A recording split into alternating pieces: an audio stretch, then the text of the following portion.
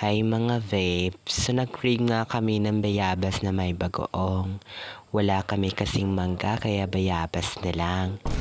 Ikaw lang kung ikaw yung impares namin sa bagoong. Eme-eme lang. Hindi ko na nga pala na-videohan kung paano namin kunin yung bayabas kasi hindi ko na nakuha yung sipi ko.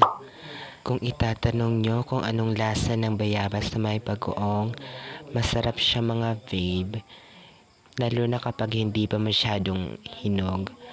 Sobrang sarap niya kaya itry nyo na. Kung ako sa inyo, kinukuha nyo na yung bayabas ng kapitbahay nyo. Binabat ninyo sa bubong para ma-distract. Cheers!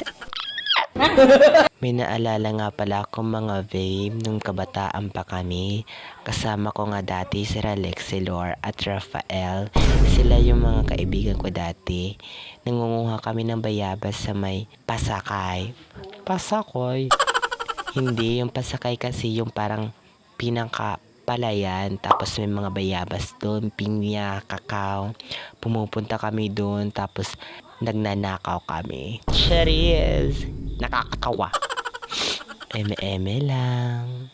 Mga babe, wag na wag yung gagayahin si Miss Pimple kasi masama yung magnakaw. Humingi na lang kayo sa may-ari para hindi kayo pagalitan kung sakali mang mahuli kayo.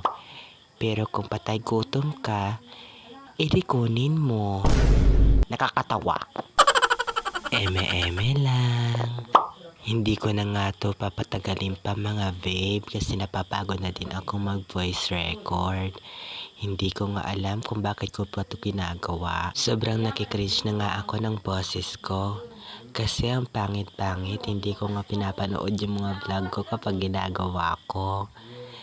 Kaya, kayo nang bahala kung ano pang sasabihin nyo. Hanggang dito na lang pala mga babe. See you around. Mwah.